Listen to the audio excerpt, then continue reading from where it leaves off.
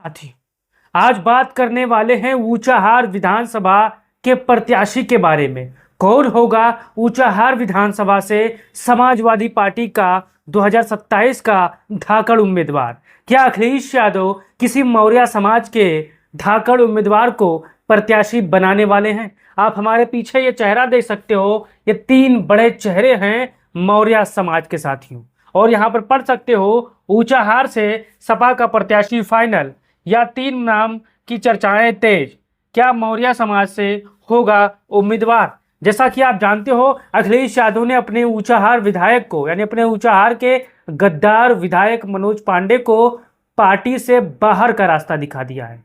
अब चर्चाओं का बाजार गर्म है कि आने वाले 2027 के विधानसभा चुनाव में समाजवादी पार्टी किसी मौर्य समाज के उम्मीदवार पर भरोसा जता सकती है। तो चलिए जान लेते हैं वो कौन से ऐसे तीन चेहरे हैं जिनके नामों पर अखिलेश यादव विचार कर सकते हैं, और हो सकता है उनमें से किसी एक को 2027 के ऊंचाहार विधानसभा का उम्मीदवार बना सकते हैं। अब चलिए जान लेते हैं इस सीट का जातीय समीकरण क्या है और किस जाति की यहाँ पर कितनी आबादी है। आप हमारे पीछे यह तस्वीर देख सकते हो। इस तस्वीर में जातीय समीकरण है ऊंचाहार विधानसभा की कि किस जाति की कितनी आबादी है। यहाँ पर सबसे ज्यादा दलित यानी पासी 75,000 यहाँ पर आबादी है दलितों की, पासी की।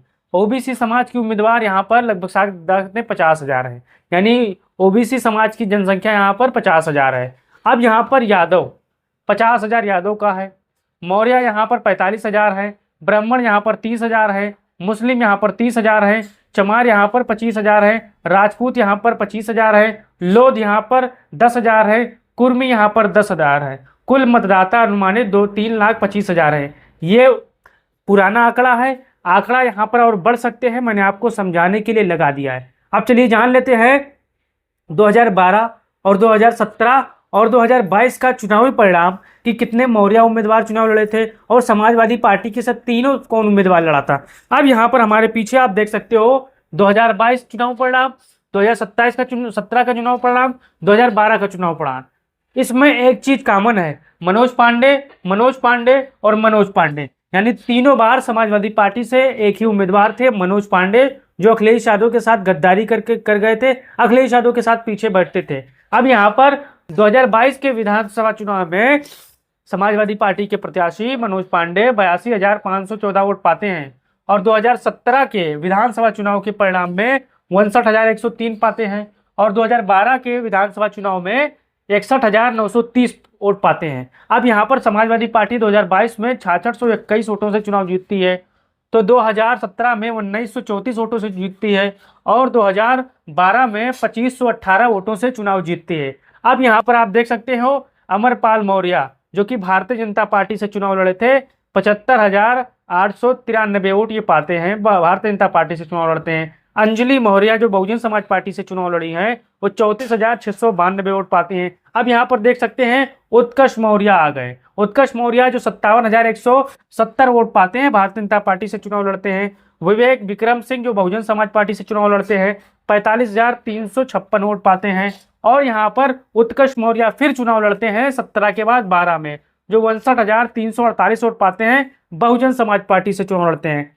यानी आज बात उत्कर्ष मौर्य की होगी, आज बात नवल किशोर शाह की होगी, आज बात केशवदेव मौर्य की होगी। ये तीन ऐसे बड़े चेहरे हैं जो 2027 के विधानसभा चुनाव में ऊंचाहार की दशा और दिशा तय करेंगे साथियों।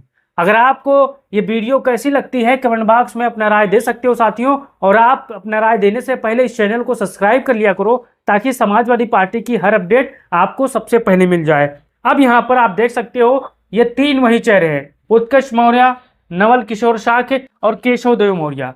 इन तीनों चेहरों पर यहाँ पर आप सभी देखते हो, इन तीन चेहरों के नाम ऊंचाहार विधानसभा चुनाव को लेकर जोड़कर समाजवादी पार्टी से राजनीतिक पंडित जो राजनीति में समझ रखते हैं वो जोड़ रहे हैं। अब उत्कर्ष मौर्य 2 बार चुनाव लड़ चुके हैं ऊंचाहार विधानसभा से, तो ये लोकल प्रत्याशी हो गए।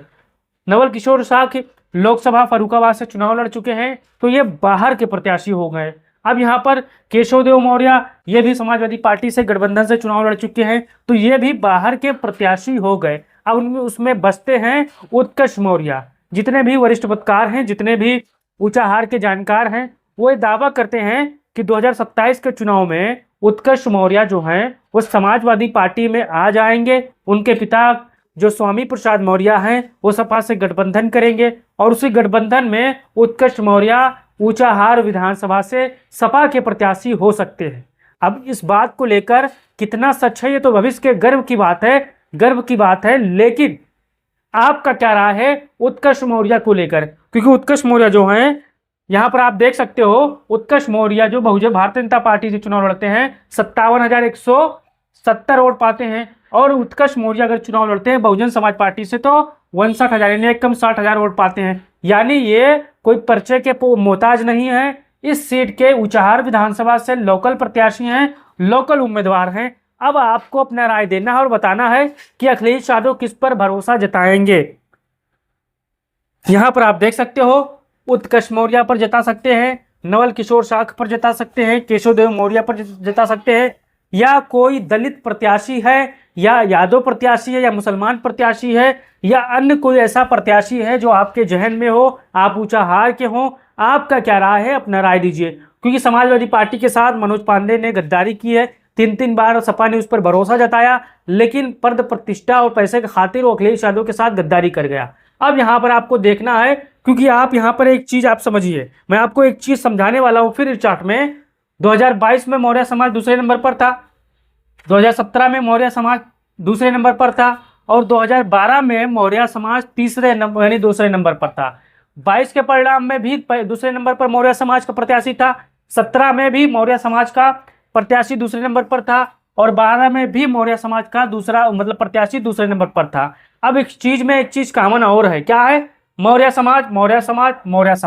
अब समाजवादी पार्टी यहाँ पर क्या फैसला लेगी ये तो भविष्य की बात है, लेकिन जो सियासत में थोड़ी बहुत जानकारी रखते हैं, उत्तर प्रदेश की सियासत को नजदीक से देखते हैं, तो वो भी ये चीज मान रहे हैं कि हो सकता है समाजवादी पार्टी उत्कर्ष मौर्य पर ही भरोसा जता दे, हो सकता है समाजवादी पार्टी केशवदेव मौर्य पर भरोसा जता दे, लेकिन जो नंबर सब एक सुर में कहते हैं वो उत्कर्ष मौर्य का नाम सभी लेते हैं। अब क्यों लेते हैं? क्योंकि स्वामी प्रसाद मौर्य के बेटे हैं और इस विधानसभा सीट से ये चुनाव लड़ चुके हैं। अब आपका क्या राय है, अपना राय दीजिए और इस वीडियो को तमाम साथियों तक भेजिए ताकि पता चल सके कि अखिलेश यादव अपने गद्दार विधायकों को सबक सिखाने के लिए पार्टी में प्रत्याशियों की खोज करना शुरू कर चुके हैं। आपको ये वीडियो कैसी लगी, अपना राय भी दीजिए और वीडियो को शेयर करिए। जय हिंद, जय भारत, जय समाजवाद।